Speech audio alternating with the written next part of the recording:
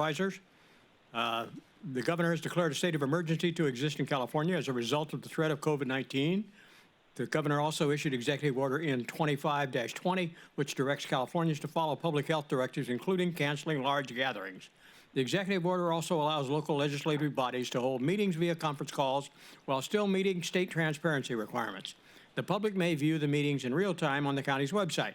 The public is not permitted to attend in person. Please submit your comments via email by 1 p.m. on the day of the board meeting. Public comments can be emailed to the board clerk at county.sutter.ca.us and will be read aloud by the clerk. Please identify the agenda item you wish to address on your comments and limit it to 250 words. Members of the public will be allowed to address the board with respect to items listed on the agenda only. The law requires that business not appearing on the agenda may not be discussed at a special meeting. At this time, comments cannot be taken during the meeting. Members of the public will be allowed to address the board during the board's consideration of each agenda item. Okay, we'll begin this meeting with a roll call. Supervisor Solinger? He's here. Supervisor Flores? Present. Supervisor Ziegenmeier? Here. Supervisor Whitaker? Here. And Supervisor Conant. Please join me in the Pledge of Allegiance. I pledge allegiance to the flag of the United States of America and to the republic for which it stands, one nation, under God, indivisible, with liberty and justice for all.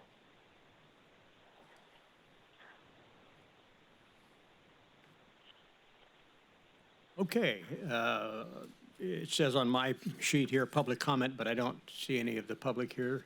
So I guess we will go right in with you, Mr. Hay. I think you're first on the program this afternoon. Well, thank you, Honorable Chair and Supervisor. So yes, we're here today to kind of review the facility master plan.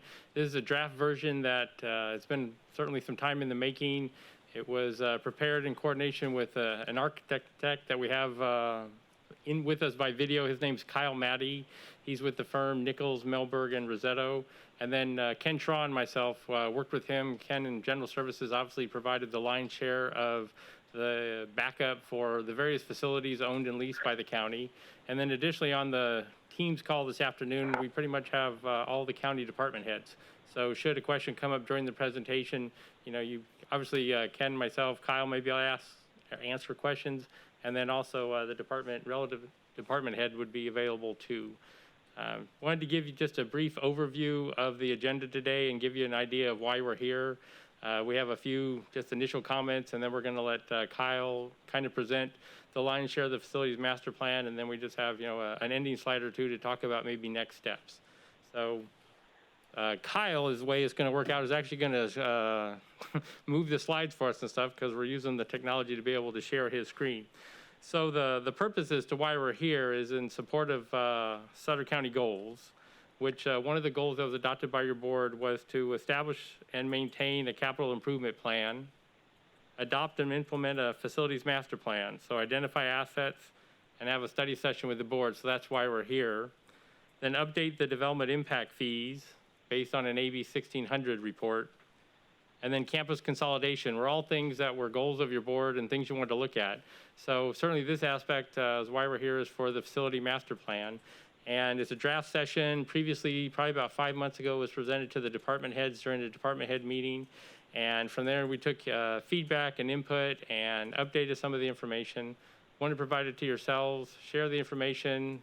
Any feedback that we take will be incorporated in a final document that we'll bring before you for adoption. And through the adoption is then how we'll talk about what those next steps means. So if Kyle can flip a slide or two, see if he's, or do I do it? Okay. All right.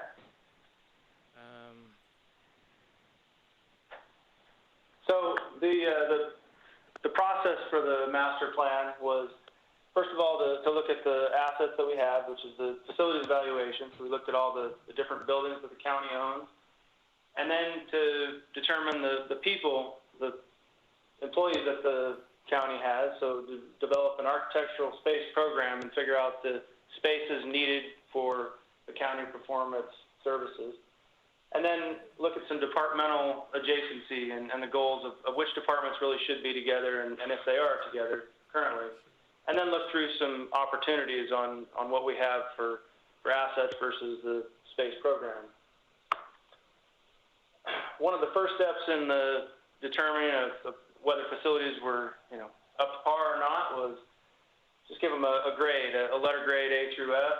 And in doing that, we looked at building systems and remaining lifespan on various things from roofs to HVAC systems, structural systems, the exterior and interior finish of the buildings, parking efficiency and amount, and then the function and use of the space for the current tenants, and also the location of a building and how adaptable it is as far as can it be added on in the future, can it be changed to suit some other needs. So as we went through each of the facilities and came up with a letter grade for each one. We'll just sort of go through what each letter grade means. An A grade building would be typically something that would have about a 15 to 20 year lifespan left in most of the systems or all of the systems. Typically recently renovated, very few functional issues, everything's working good, just like 1190 that you see there on the bottom, just recently the Sutter moved into and renovated, or some of the ag storage buildings they have out there that are in great shape. A B grade building would expect about 10 to 15 years lifespan without major renovations. It's working well for the users. There's sort of minimal maintenance required, just normal upkeep. A C grade building would be something around 10 years of lifespan left in it, so that you're starting to see some various deficiencies in function or finish need to be upgraded, and renovations will definitely be needed in the fairly near future. And then we get down to a D grade building where systems are nearing the end of their lifespan. There's significant deferred maintenance issues, whether it's a failing roof or HVAC systems. The departments aren't able to function quite as efficiently as they could just because of the layout of space or the deficiencies in the building. And definitely a renovation or relocation is recommended in the near future for a D building. And luckily, we only have one F building, but that would be something that's past its lifespan. Renovation, relocation is definitely necessary in the near future. This is the modulars down at 1965 Live Oak. So here's a chart of the F and D buildings. So top of the list will be the Live Oak modulars, which I believe there's a plan in place to do some work on those. And then the D minus would be the sheriff's office. There's definitely some things that were brought up in the grand jury report with evidence storage and lack of patrol and briefing space and various other things. Fire Station 8 also came up in the grand jury report, having some serious issues. And then 190 Garden Highway is another HHS eligibility building that has some functional deferred maintenance issues. And we get into some Ds, which would be a lease space. In the black there on the right is a lease space versus the colored is an owned space. Emergency Operations Center, which is out at 2340 California Street in Sutter. That's just plain too small, but also it has some sewer issues for when you do have enough people out there. And then the Veterans Memorial Hall has some deferred maintenance issues. And then there's a couple buildings down on 2nd Street, the oldest courthouse and the Hall of Records of the board chambers, which you're currently not meeting in, has some real issues. So if we hold on for a second, Kyle, did Supervisor Ziegemeier, did you have a question? Yeah, I had a question. Like I said, this is my first time doing this, and like for instance, when you talk about the fire department, et cetera, the EOS out there, and the facility being, it seems like out there big footprints, a lot of area to put more leach field in, and I totally understand how it is small. When push comes to shove and everything gets pushed out there, restrooms start getting backed up and so forth. Now, that is a metal building out there, isn't it? Or is that a stick building, Neil? I don't remember.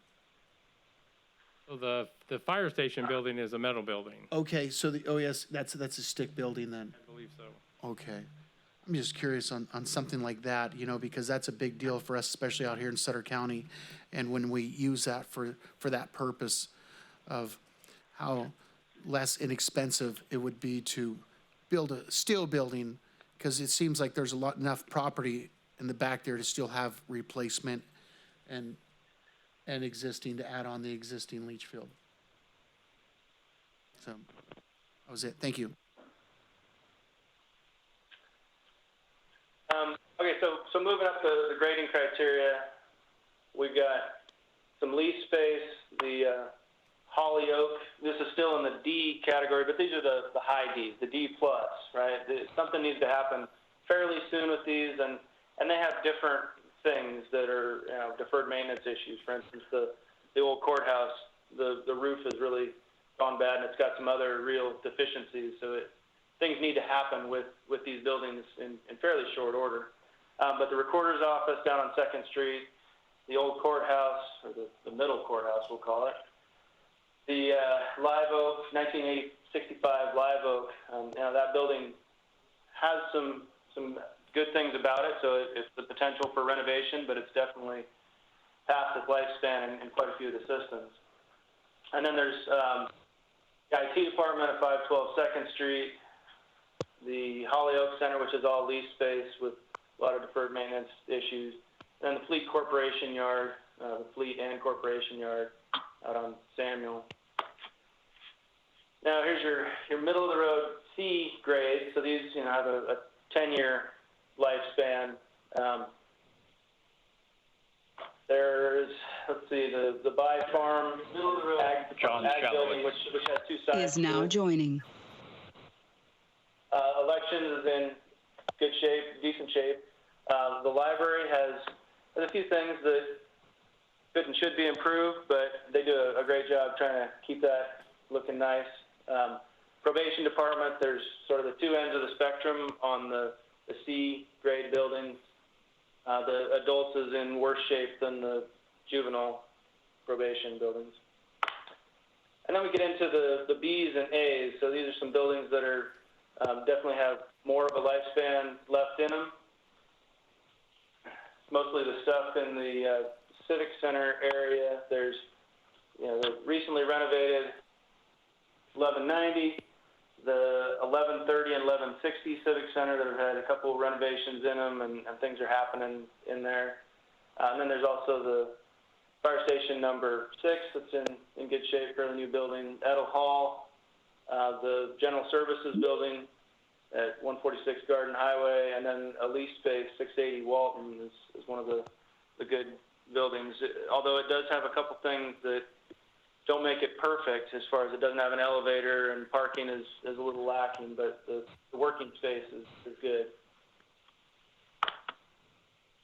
So that's the buildings, and as we were looking through, just taking stock of what you have for buildings. Then we looked at the people, and to try to determine the people, we need to put grossing factors on. If a person works in a, say, 8x8 cubicle, how many square feet do they need for the entire building based on that? And so to determine that, we look at a department, and you can see different layouts. If on the left, if everyone was jam-packed in there was no walls and there was no circulation, it'd be 100% efficient, so no grossing factor at all, which that doesn't work. So then these two versions on the right just help you to see that a 1.33 grossing factor is, fairly efficient, but 1.435 is the next one up that is not quite as efficient. So we just put a grossing factor of 1.35 on here, assuming that we can always hit that, but there's some flex in that. And then from the department, if we work backwards from the lower right up to a complete building, each of the departments, then we take out circulation. Between departments, we take out stairs, we take out lobby and restroom spaces, and then the structure of the building. So then after we get the departmental gross, we have to add another grossing factor of 1.2. So all that is added into our architectural space program. So then we take it back and we met with all the departments and interviewed them, had them fill out a questionnaire on the people they had, the spaces they needed, and who they interact with, what their hours are, so forth. And working with Neil, we determined some standard sizes and tried to be as broad brush as we could for what county employees should be having for space. So it's everything from, elected official. We'd start at a 240 square foot office, which is quite sizable, on down to like a field position or a, part-time person would be in a 6x8 cubicle, so 48 square feet. So we tried to have a hierarchy throughout each of the departments that were fairly similar.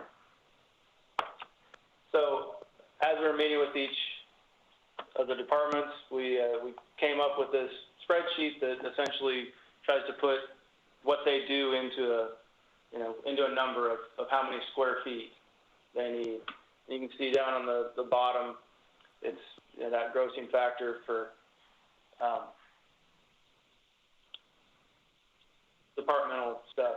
And we also looked at a 5-year and a 10-year increase in staff, and if they projected any. So this one in particular, the auditor controller didn't expect to see any growth in his department. So we didn't add any growth in there. There was some that just naturally will grow or change through time. So you'll see as we're looking through numbers, there's 3 different variables on how much space a department would need. So we combine everybody together, all the departments, into the overall summary to figure out, big picture, how much area the county needs. And in the bottom right, you can see it's somewhere between 453,000 square feet to 495,000 square feet.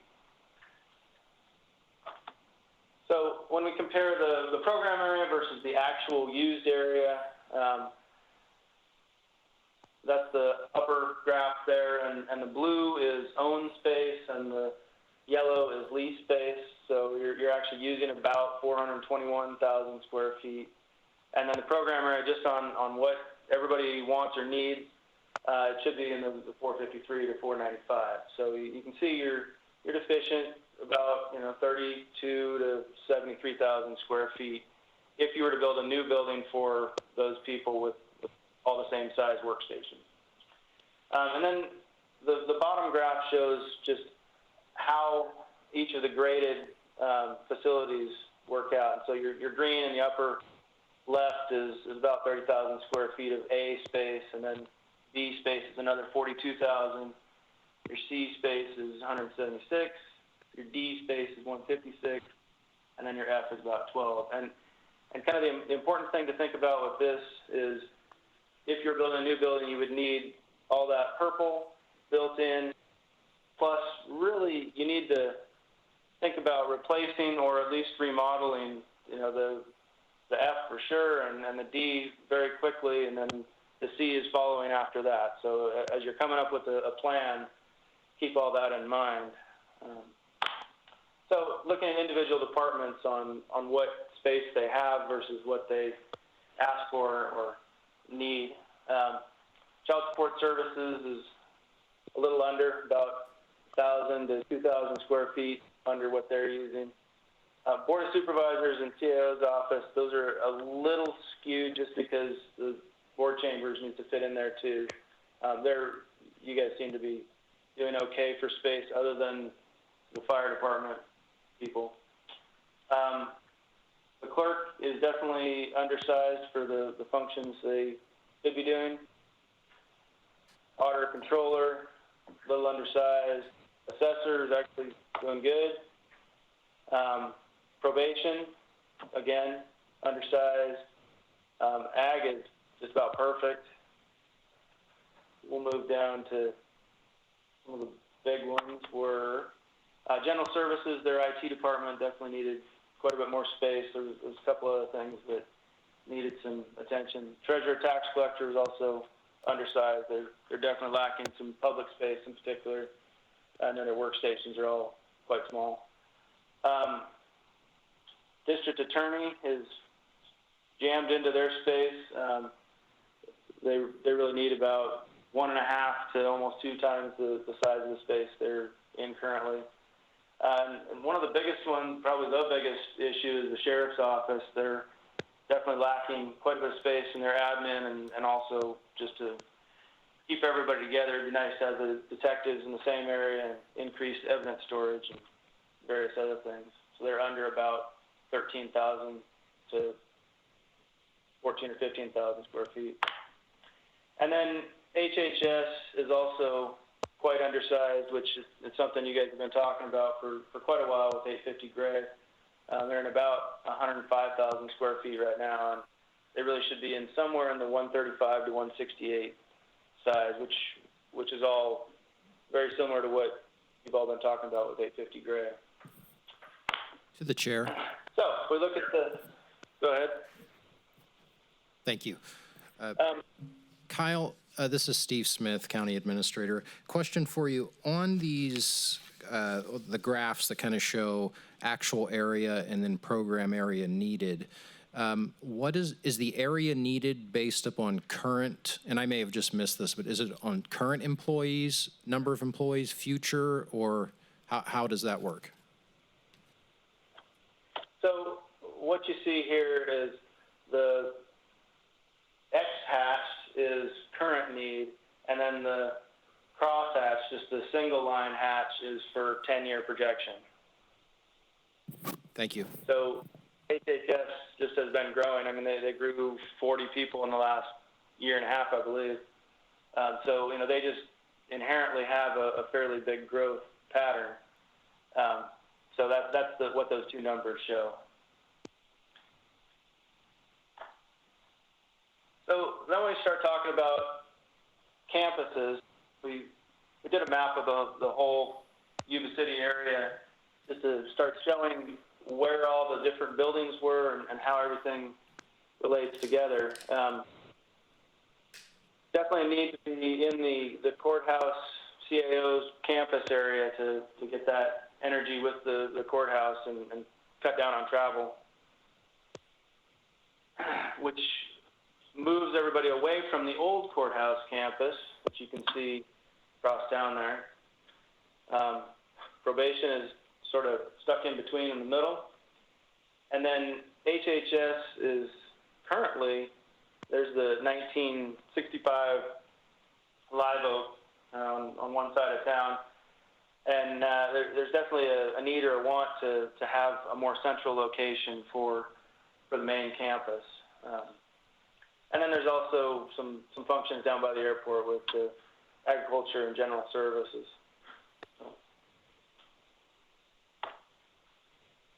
So when we looked at preferred adjacencies at the courthouse,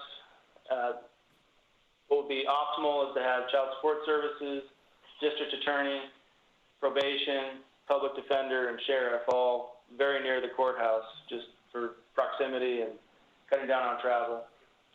And then combining with the CAO's office, there's a need to have the assessor, auditor, controller, board of supervisors, county clerk, county council, development services, human resources, treasurer, tax collector, and then the IT portion of general services all have a need to be near the CAO's office. So as we started looking through master plan goals of how do we get that courthouse campus to really work together, and how do we locate departments near the CAO's office and courthouse, and then expand and improve the sheriff's office would definitely be a goal for there. And part of that is probably that HHS would move out of the courthouse area, out of the old 1425 veterans. Middle of the road. John Shalowitz is now exiting. And then also the Health and Human Services campus or campuses needs to be a focus. And they did a master plan back in 2018, which still has quite a bit that's applicable. There's parts that aren't, but their goal at the time was to have 2 campuses or one main campus and then the psych area. in talking to Nancy, it's probably more realistic to have 3 campuses or 2, which would probably be something like 850 Gray or something around there, and then 680 Walton and 1965 Live Oak to consolidate as much as possible. And then other buildings that we've considered or talked about was the Garden Highway area. Ag department's working out very well down there, so it makes sense to keep some of that down there. Potentially a new corporation yard that's out of the floodplain, and then also emergency operations center just to strengthen that since it's been used too much lately. This is the HHS facility plan, just in a nutshell on what they were talking about 2 years ago, and it was consolidating all 17 of those locations ultimately into the final step. But there probably is more realistic to go into the 3 or 4 spot location. So as we look at the summary of the courthouse campus and how to get those departments in there, this is the departments that have said they want to be down there. And part of this is there's also several of these that all of the department doesn't have to be down there. For instance, development services, there's a chunk of this that, you know, is out at the corporation yard, and a few other things that can be taken out. But what we're looking at big picture is somewhere in the 250,000 square foot range of space that's needed in the courthouse area. So what we have in the courthouse area is 185,000 square feet.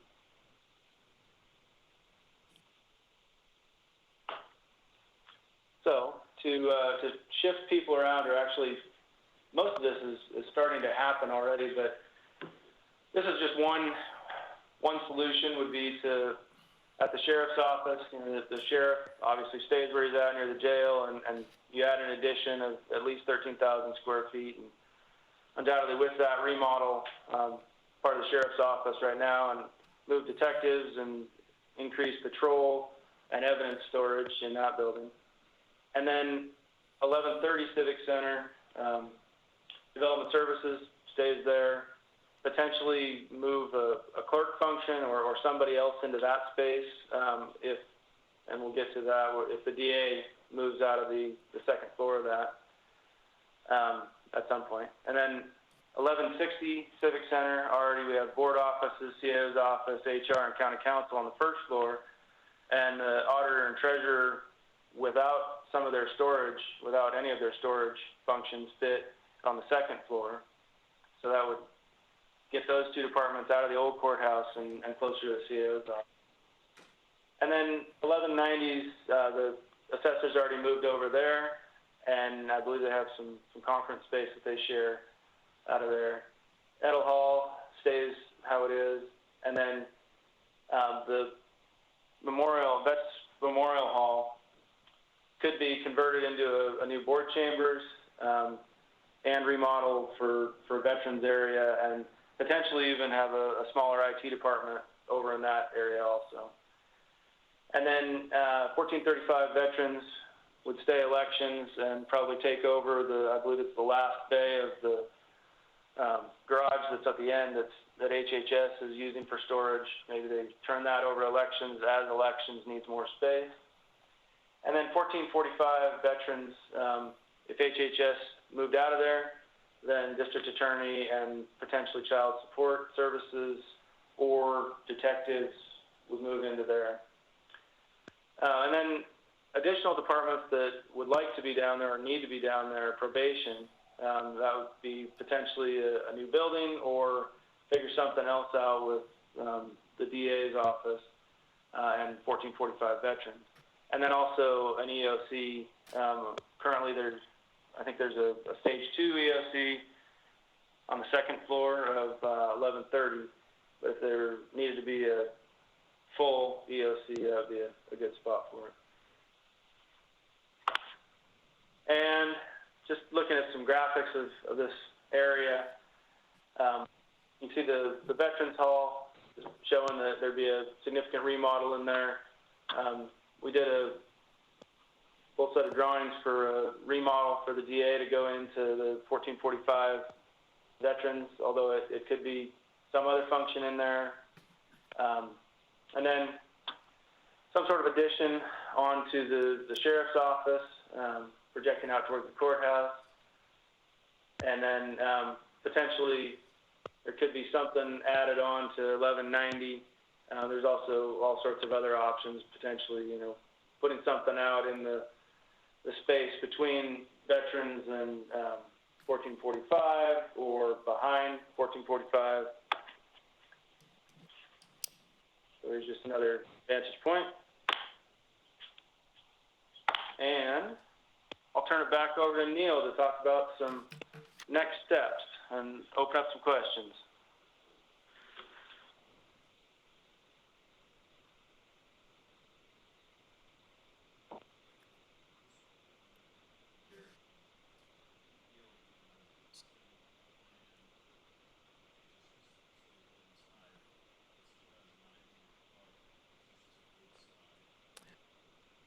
So I think what it actually has is it had the plan that HHS put together, kind of their consolidation plan from 2018. And that was something that we provided to certainly Kyle for his review. There we go. So I think, yeah, that was, yeah, when it was created and stuff back in, so we essentially pulled that from a, you know, previous document that showed how they were trying to consolidate. And yeah, but that property, you know, obviously we're not pursuing it.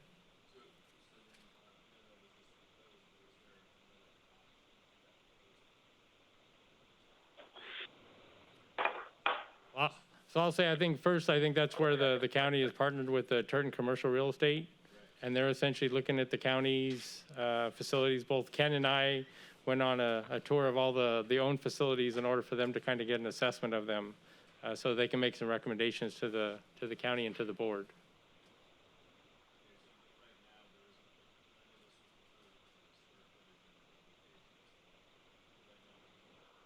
Full option, right? I mean, potentially it could be 850, right? It could be. Right. There's not a filler property that's been identified.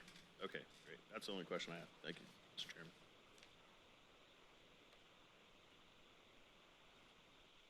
Through the chair, couple. First one, the sheriff's department. I know we've been talking about that for a long time, the evidence storage and all that other stuff.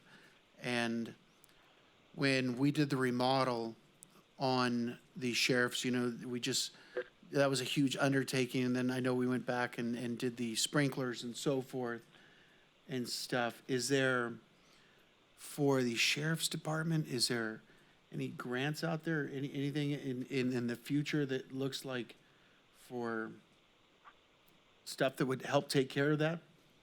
So Sheriff Barnes may be on the meeting and he may want to speak up. If not, so what I can tell you is that there's not, so it was state bond financing that allowed us to do the jail expansion. Okay. And during that, and you know, it was conceived based on a project-specific scope, and that's what was funded by the state. During that project, the state came out with another round of bond financing that we submitted an application for, and it wasn't successful in being funded. And subsequently, I believe the state has, you know, they've essentially stopped, you know, advertising those bond measures for jail facilities. I think part of it's what happened is that now the daily population, the ADP in most county jails has gone down. And so consequently, there has been somewhat of a reduction in some of the issues. Okay, thank you on that one. I'll get with Brandon too and ask him on that. And the I'm here, Supervisor. Hey, Brandon, how are you? And I'm good, sir. How are you? Good. Yeah, because I know that, like I said, you have your what are you using? Storage containers for evidence lockup right now? Yeah, and we have some stored in the jail. We're spread out at about 3 different locations. Yeah, and some of that stuff has to be temperature controlled, I believe, with certain evidences and so Correct. forth, which we don't pass because we don't have that. Okay. Thank you, Brandon. And then on the remodel on the library, how's that going? Is that isn't that undertaking a? So it's currently in design. It's utilizing a series of monies that was transferred from the city, impact fees that were transferred to the county. And there's a design contract underway in order to essentially develop a technology center that both my department and then James with the library are coordinating. Will that take our grade up any from a C to possibly a B, or? It's going to improve some of the interior. It's not going to expand the square footage. Okay. And the dollars are somewhat limited. And so it's trying to be very specific. We'll certainly bring the project before you, as the design develops. I think the library has certainly identified a lot of specific items they'd like to see addressed, but there are funding limitations. Okay, and then I look at last two is Veterans Memorial Hall. I know that sits vacant quite a bit. We've, a lot of questions been on that one. What are we going to do with it? It sits. I know it costs the county money to actually rent it out than it doesn't make anything. And Edel Hall. So you have two. I mean, I thought they look good, but it got a pretty bad grade here in Veterans Hall. So Right, I'm assuming the air conditioners or the roof is pretty depleted. Right. I mean, Ken can certainly speak to the. Relatively speaking, the roof at Vets Hall is okay. Okay. It's not bad, but there is a lot of deferred maintenance. It's just something that's. So why the low grade on that one? So I think just the other elements in the building, as far as Age of the building, was it? age, and then there's a lot of exterior work that needs to be done, and yeah, definitely the ACs, the HVAC needs some upgrading. So it definitely needs refresh. The restrooms are also in desperate need of remodel. So there's a lot of things that could be fixed. Is it up to code though in the ADA stuff? Compliant, the restrooms and everything else? I think it was up to code when it was done. Okay. If we were going to redo them, it's not going to be up to code. We'd have to redesign it. All right. All right. Well, thank you. You answered my question. Through the chair. Sure. So I really appreciate this facilities master plan and for Nichols and Melberg and Rosetta that put this together. The Veterans Hall issue it's a big issue. I mean, for me, it's that, if we can, renovate that and, put the district attorney's office in there, detectives and victim support or any other people that we can fit in there comfortably. I think it's a good win for this county. I think for me, I know Sheriff Barnes is going to probably speak on this as well, is that, Assemblyman Gallagher and Senator Nielsen are currently trying to find funding for a new sheriff's training center. And so if they, if we work with Assemblyman Gallagher, Senator Nielsen, and obviously Sheriff Barnes, I feel that we can also create maybe a sheriff's training center and maybe a new Veterans Hall someplace within this county. And the sheriff's been, Sheriff Barnes has all the details on this. And then maybe, we can look at possibly, when we do have crisis situation, and we've done in the past where we have to go out to Sutter and hold our meetings, hopefully we can build a building that's big enough that will, hold OES and allow us to have services in crisis situations out there. As far as a new corporation yard, for me, I think Swaco could help us out in that regard off the highway. That might be a good place for us to be potentially to utilize your existing business out there, and if there's space out there, the county could rent that from you. I know you'd have to,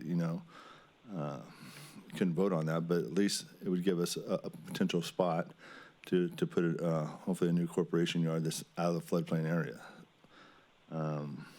That's just my thoughts. And it's just me thinking outside the box. I'm sorry. It's good.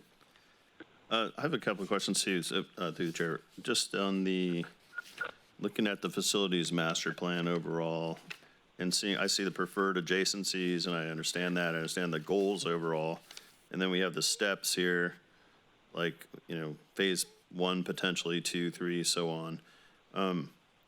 The priority, is there something that we should be really concerned about in terms of like what's first priority wise, and then second based on actual needs of the departments and actual needs of the county, rather than just adjacencies and just, this potentially could work? Like, is there a department that has a need that's greater than the other that we place first and then second and so on?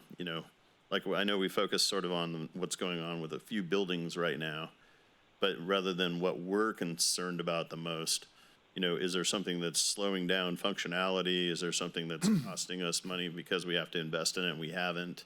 That we can create a better efficiency first before we consider the other things. I don't see a ranking, and just kind of trying to understand that a little better. And I can certainly speak to that. So typically with a facility master plan, the next step that occurs is then the consultant usually works with the financial consultant to figure out how much it's going to cost. Like, for example, if we were to just base on one of the charts, we roughly probably have at least 70,000 square feet that are needed. So if we need that 70,000 square feet, we'll just say in maybe today's dollars at $350 a square foot, that would be $17.5 million.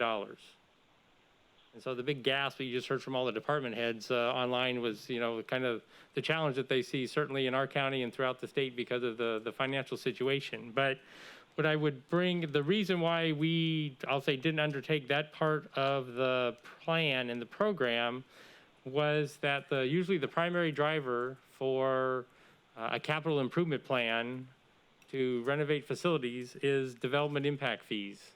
And so we currently have development impact fees that are in the county ordinance. They were put in the ordinance in 2013. They're based on a facility master plan and assessments that were done between 2008 2010. And so I have them up on the screen as to what they are right now. And it also shows which essentially portions of the county's government benefit from, whether it's a single house, duplex, apartments, a mobile home, and then we have rates for commercial development in the county. And so there's two different tables. There's one if it is development that is within, I'll say essentially outside of the sphere of influence, which the sphere of influence is Bogue to Township to Pease. So if you're outside of that, this is the rate that we charge development. And so for example, if somebody comes to our department and puts in a building permit for a new single family house, they essentially pay just under $11,000. That's the fees for right now this year. And then of that money, you can see that, how much goes to the sheriff, how much goes to, there's a criminal justice fund, how much goes to animal control, fire protection for the department, and then how much goes to HHS. The levy Yuba City actually comes to the city of Yuba City as part of the levee improvements along the Feather River.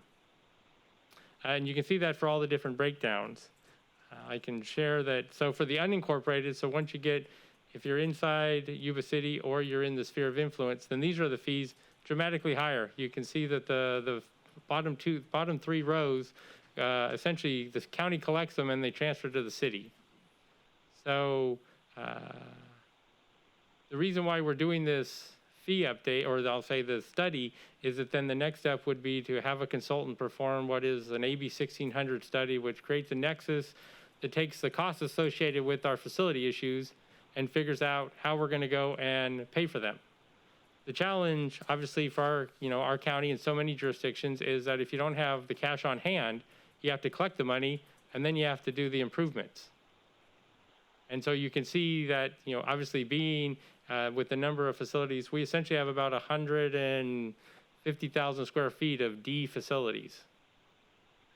And so once again, that in itself is, there may be a lower cost, but it could probably cost between $50 and $100 a square foot to renovate those facilities.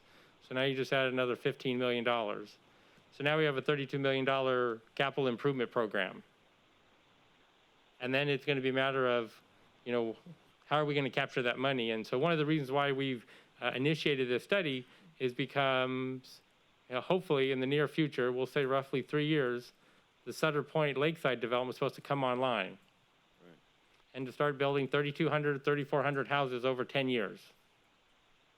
Not that that's going to solve all of the county's problems, but in this county, development is the only, one of the main sources, I guess we'll say, for generating revenue to maintain county facilities. And we, in this AB 1600 study, we can put all the factors that we want to have in there to have captured so that we can make those improvements, in the future. The challenge is they raise the cost of development. But if we don't charge development, we don't have a revenue source to maintain and construct our facilities. Certainly some departments, HHS, do get funding from the state and there are opportunities there, but it's limited. And then all the other county facilities, many that are general fund based, all rely on, I'll say this type of revenue stream. For example, the corporation yard, so that is based on road fund. So that's the road crew, road fund. We have a road fund balance. We get SB1 monies, and that money can be utilized to go and, move the road crew. The challenge is if you go to Samuel Drive in our current yard, General Services has the fleet yard, and they are general fund based. So they would have to come and just, so there's a charge for them to come to a different piece of property. And so that, so there's all these factors that kind of play into how the county makes some decisions.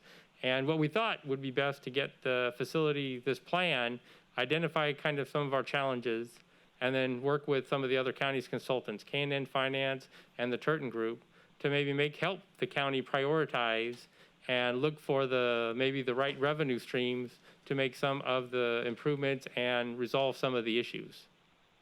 Okay, well, okay, I appreciate the explanation. And I understand that, as part of the matrix is the funding, for everything. So I guess it would be helpful to me if I understood the matrix more clearly. Like, is there a super need in the sheriff's department, for instance, because we don't have enough space, and records can't be kept in a storage container because there's some state law that says it can, I don't know, I'm just Right. making an example. So is that something that we have to do right away before we fix, anything else? Or is it because we have the trailers out on Live Oak Boulevard and we need to, move on those right away because they're a hazard to employees, regardless of the cost? Because, they're different resources. I know Health and Human Services, when we want to do something like the trailers, it comes from somewhere else, right? Right. So are we just using the grading system for that? Like D minus, A, So the grading system definitely determines, certainly the quality of the buildings and stuff, and it identifies some of the workspace issues that, for example, Kyle in his presentation brought up that, like, the county, to some degree, does not really have standard space sizes for the various positions, and that's one of the things that NMR put together. 1.35? Well, actually, how much space, so how big should a cubicle be for someone who is a technical person or a professional or an office service? Square foot. Okay. Right. Okay. So then you take that, and then that's how you apply it, that addresses, workspace issues. And then, yeah, he explained essentially how we would go and, if we're looking at various buildings, so often we look at, the gross square footage, and then everybody wonders, well, why didn't everything fit in there? And one of the things that I think Ken and I have been extremely challenged is, going and relocating departments, and they're in a certain amount of space, and you say, oh, it's 6,000 square feet. We just got to go find 6,000. But then as soon as you take them out of that and you start looking where they need to be, and you make the drawings and you comply with the current building code, all of a sudden it's like they were a big sponge and they sucked up a bunch of water, right? And they grew, Yeah. right? I've been through this, I know. Right, and so the challenge becomes, it's like, well, yeah, now the corridor, instead of it being 2 feet, is going to be 4 feet, so that if, we can address the various things that need to happen and access for people. And so it's kind of a perpetual challenge for our department, and every county, facilities department has these same challenges. It's just maybe, we have been challenged developmentally to actually get development to occur to generate these fees. For the most part in our department, we get about 25 single-family home permits a year. That's what our department gets. And we've had virtually no, let's see if I can get to it, virtually no, commercial or industrial development. So $11,000, so we get about, I'll say $7,000 25 times is what the county has, realistically been collecting to try to offset facility needs aside from general fund balance. But potentially through efficiency, our costs could potentially go down, right? Well, and we can actually have Kyle speak to that. And so certainly in this time of where there's so much teleworking taking place, I think the county has done a lot because of the COVID issues. My department, on any given day, is about 25% of the staff remote. And I think there's a lot of other county departments that are doing the same. But I can have Kyle explain kind of the two ways of kind of looking at that.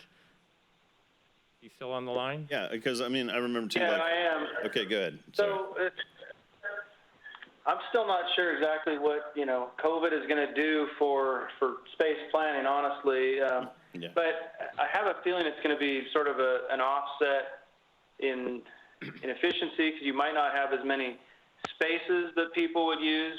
But then at the same time, if we keep socially distancing practices, you're going to have more space between people. And then also, potentially, you could have bigger waiting areas, more separation between, teller stations, things like that. But I have a feeling that at the end of the day, it's going to be a very similar space requirement, even if you still have the same number of employees, but 75% are working at the office. The other thing that might come into play is if you have a lot of people working at home, like say you've got an eligibility department in HHS, you might be able to have a lot of that call center just all be remote. And if you could do that, then it starts to reduce the general area that you need. I don't think that necessarily answers your question about efficiency and ranking and coming up with a matrix of exactly what department needs the most efficiency. And I think just about every department has something that would help them improve, whether it's the DA's office with better meeting space or more. There's a lot of things that could go wrong with or could be improved in each of the departments.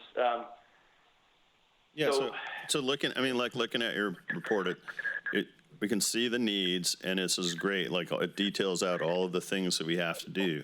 What I'm concerned about is, like, it's sort of like, the repairs I have to do at my house, where my wife is like, hey, you need to do this, this, this, this, this, and this, and then I end up doing nothing. So what I want to do is make sure we get a priority going. Hopefully she's not watching this right now, but, we get a priority list going. I'll call her.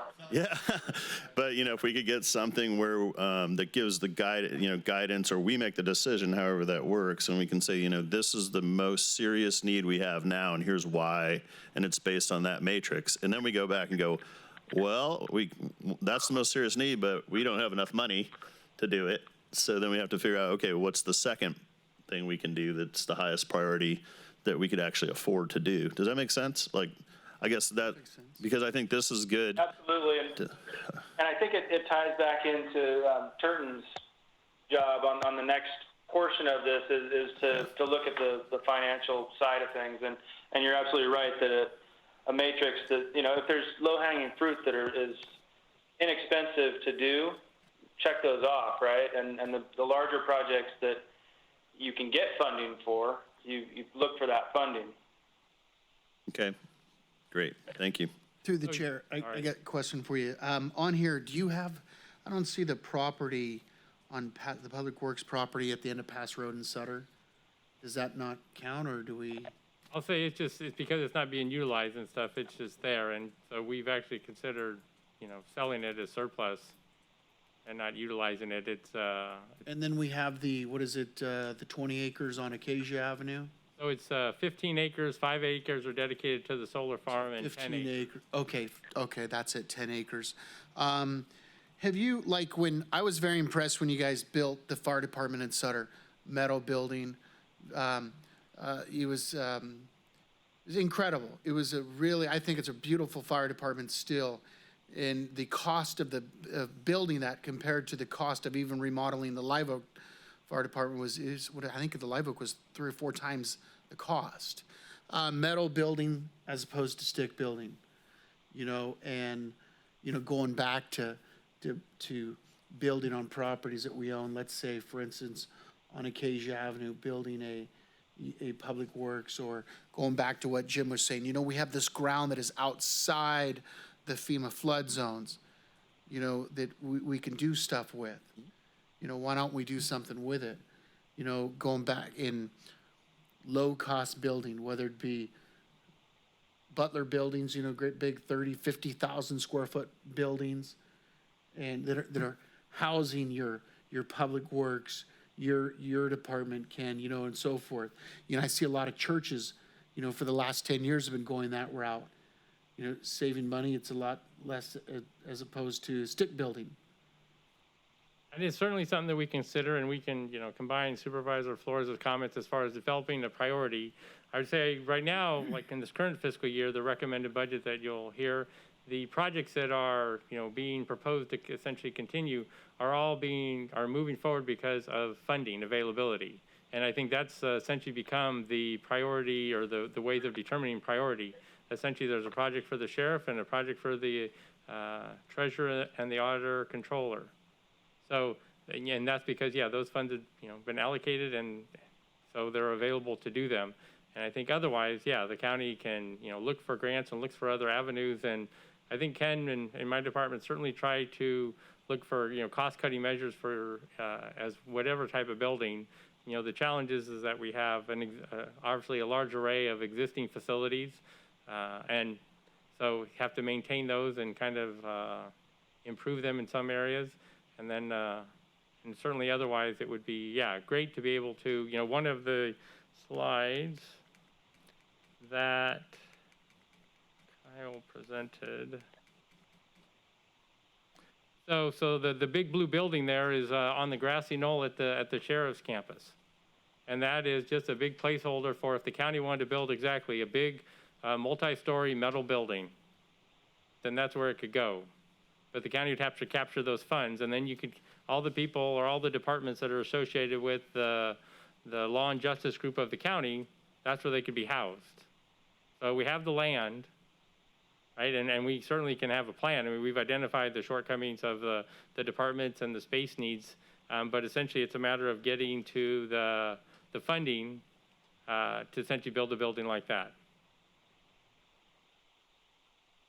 And I think what we've tried to do is, with this master plan, is not over-study it and not over-plan it, because in these times, it can be challenging to make a plan that's going to need to change. And that's why we're trying to get to essentially identify the space, needs, shortcomings, and give you a flavor for maybe the quality of the county's facilities, and then look for ways to certainly renovate them, prioritize them, and, essentially move staff when possible. And I just wanted to take the opportunity to explain the whole development impact fee, because when we bring the impact fee before you, which I'll say let's see. So that would be one of our, hopefully next steps, is that depending on if you have any other comments that you'd like, we would plan to bring this study back before your board in probably late August for adoption. And then we would, working with the CAO's office, we would look to see if we could get the authority to initiate an AB 1600 study. Typically, you hire a consultant, do an RFP, and then they essentially take about a year. It could take about a year to put that document together. But from my perspective, it's a way to essentially try to look at the timing of the Sutter Point development as one development coming to the county. There can be others, whether they're commercial or industrial, that we'd be able to look at. But and then certainly the county's contracts and relationships with Turton and K&N Finance are going to be helpful trying to make some of the next steps. But I would just make you aware of the fact that when we bring the impact fees back before you, they're going to go up significantly. Like, could be doubled, could be tripled. Because the costs that were originally put into this were relatively, were quite some time ago, 2008, all the inflation, and now we've identified somewhere between 70 and 150,000 square feet of need. And so it becomes a balancing act as how do we remain development friendly, but still we have to, begin to capture some revenue in order to maintain our own facilities. And we may even have more, I'll say, budget groups that need to receive funds that are affected by, for example, county facilities.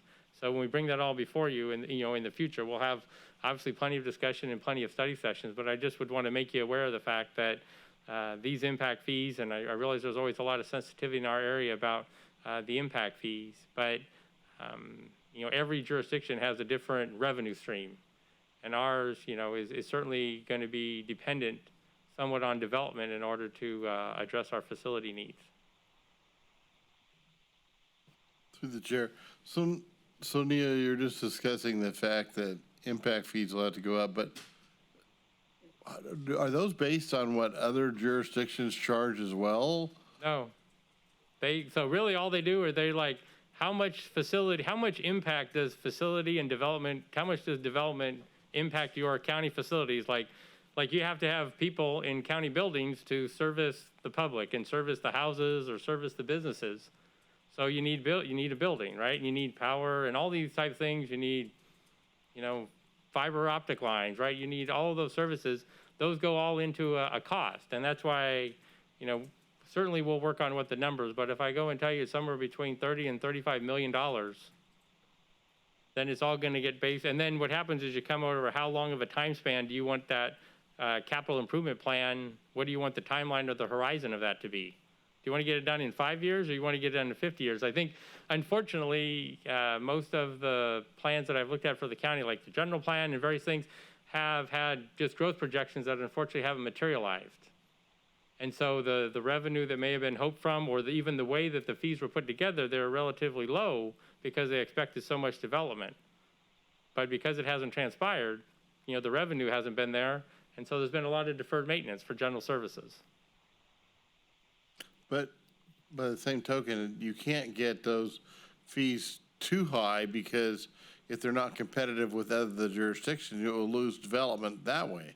Right. And I think part of our problem is that we haven't got a lot of land that we can develop. But so much is in the floodplain in Sutter County that can't be developed, even for like, for example, agricultural construction is limited because it's in the floodplain. Yeah, but through the chair, Matt, we have that study session with Sutter Buttes Flood Control coming up. What do we got? I believe it's the next meeting. We're talking about the new maps and so forth, and that's gonna hopefully have a positive impact on the building. So I'm looking forward to that. And, we're working off of 2016. A lot of things have been done since 2016 on the levees. So let's cross our fingers, and hopefully that the level of the height of the homes comes down. But like I said, it's a two-pronged effect. It affects the insurance rates and so forth, because rates are gonna probably go up a little too, if they bring those down. But either way, I think there's a lot of ground out there that we, that is sitting ready to go. But like I said, there's so many effects, so many things that affect it. The levees, the work that's been done to the levees, and the mapping, the FEMA, and so forth. But like I said, there's going to be a lot of things happening in the next couple months, especially with these study sessions going on. And so we'll see what happens. If you could get this thing done in 5 months, that'd be greatly appreciated, so. Chair, But Yes, sir.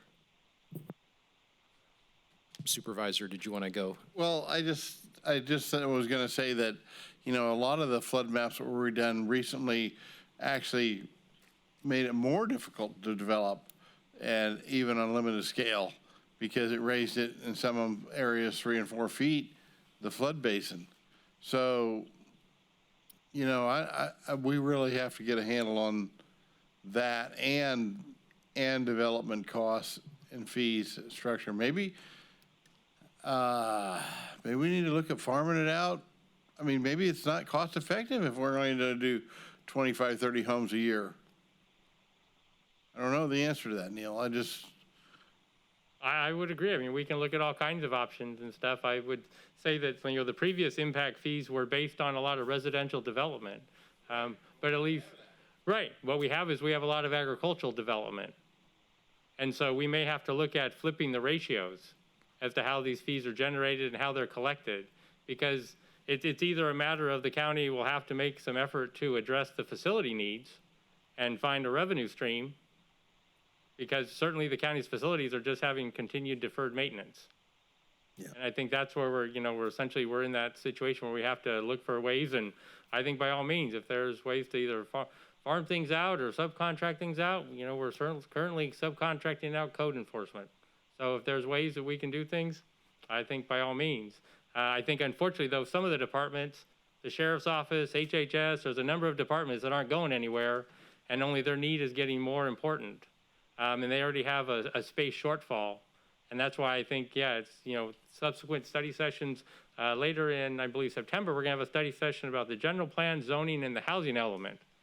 so that we can actually go through and look at our zoning and what we can do to maybe try to look at aspects of trying to change that to facilitate development or agriculture or certain types of buildings to generate some type of development. Historically, Sutter County has always been an ag community, of course, and it has a lot of land dedicated to that. But if, in order to try to generate, revenues for the county facilities, we just try to have to take a look at what constitutes our community.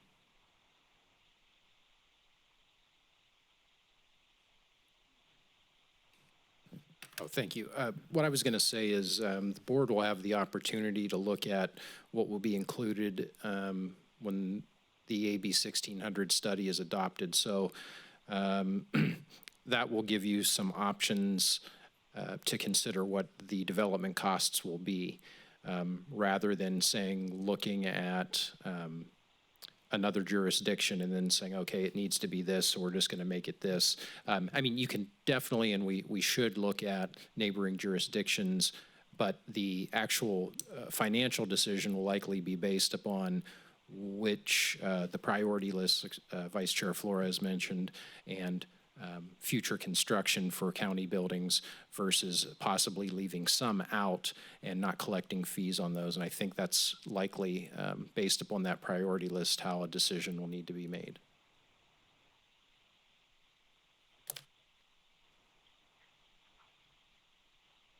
Good stuff. Is there any other comments you'd like us to address or incorporate? We'd be happy to, like I say. Neil, the only thing I'm thinking is that if I were a developer and this was my county to develop, one of the things before I buy a new house is I've got to figure out how to sell my old house. And I would think Sutter County hopefully is thinking along those same lines. Since we don't have the developmental revenues coming in that we were hoping for or expected, perhaps it's time to begin listing the assets that we have that we could dump or transfer or get rid of to stockpile enough funding to be able to cover some of these costs that are suggested in here. I don't know all of the properties that Sutter County owns, but my guess is there are some dogs there that we should consider trying to get rid of, maybe to stockpile some cash and or some funding that would allow us to at least have a starting point of trying to approach, because I don't see any way that Sutter County is going to necessarily recoup the kind of funding you're talking about needing from development fees in the near future. I mean, I just don't see it, and I may be wrong, but that's just my personal take, but I don't see it. So anyway, I appreciate the information you guys have given us this afternoon. It certainly is food for thought. And if anybody else has anything to add, speak now or forever hold your peace. If not, I just want to say thank you as well for getting the report together. yes. I was going to say that exact same thing. Neil, thank you so much, because I know this has taken a lot of time and effort on you guys' part. We appreciate it, and it certainly gives us a lot of food for thought and some very basics on what do we do next, the magic question. Thank you so much. If there's nothing else, this meeting is adjourned. Thank you, Neil.